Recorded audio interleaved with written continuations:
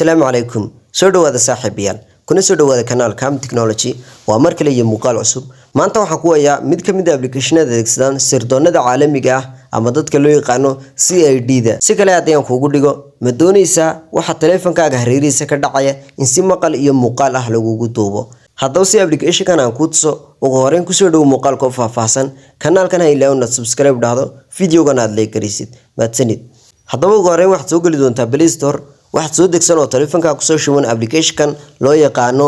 XS camera application kaas ayaad soo degsan application markuu ku soo dego open it sooran application wuxuu video maqal iyo muuqaal kugu duubaya si qarsoodiya xitaa hadii telefoonkaaga aad damiso oo logo ku rogto cid dareemi karta ma jirto hadaba application si aad kamarada u soo saxdo setting ayaad ku dhufan calaamadaas markaad ku dhufatid tan labaad ayaad dooranay ku qoran tahay camera and video recording inta marka tiri waxaad ku dhifan hadana tan labaad ku qoran tahay camera and video record setting inta marka tiri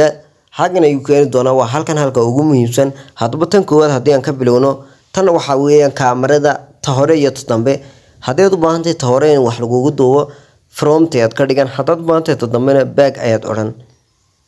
xaqan labaad ay noqotay recording audio weeyaan waa codka ma lagu duubo ayaa lagu leeyahay mise lagu ma duubo bila cod ayaa lagu daayaa haddaad rabtiin macala codka lagu duubo on aad ka dhigan doontaa xagan labaad ayay noqotay xagan iyagana waxay ka dhigan tahay flash waxa weeyaan telefoonka wuxuu leeyahay flash xaga dambe markaad video duubayso khashaafada ayuu leeyahay khashaafada waxa lagu yiri ma lagu furaa marka waxa ku duubay mise waa laga daaya on ayay sideeda ku daa maadaama aad sirdoon tahay marka sideeda ku dayn doontaa sidaan wada ognayba telefoon khashaafada furantay waa la dareemi karaa inuu runtii wax duubayo marka iska ilaali xagaas inay ku furnaato xagan hoose ay ku qoran tahay video quality yadna sideedeed ku dayn doontaa sideeda ay sax ku tahay kadibna waad ka soo bixi doontaa xagan waxa ku qoran recordings tan sare waxaad ka heli kartaa fiidiyoyadii lagu duubay tusaale kooban dad ayaad rabtaa inaad muuqaalo sira ka soo duubtid hadaba dadkaas ayaad u baahan tahay markaad agtid inaad muuqaalkii sii daysid hadaba si aan ugu fahmin inaad muuqaal duubaysid waxaad isticmaali doontaa timeka aad ku xiran isla waqtigaas aad u goysina muuqaalkaasi automatic ee isaga ayaa isku sii dayn doona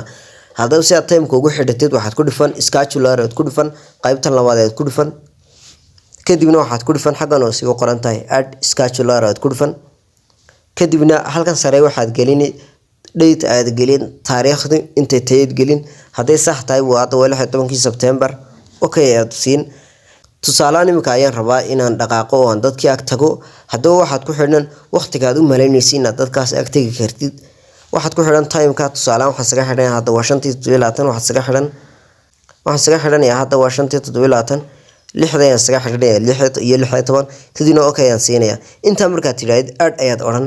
kadibna sida ayaa timekii ku xidhay isla waqtigaas markuu gaaro isaga ayaa si automatic ama iskiga isku sii deyn doona muuqaalkaas duubitaankiisu sidoo kale hadii aad doonaysid inaad islaamika duubtidna halkan oo sayid ku dhifan ay ku qoran tahay start camera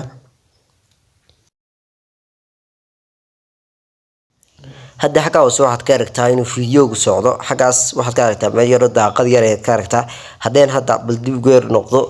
xagan waa tan daaqada yar ee madawad xagaa ka saaray daaqadaas yarna waxay ku cadeynaysaa inuu fiidiyoogu socdo marka hadda xataa baqtisid iska soconaya fiidiyoogu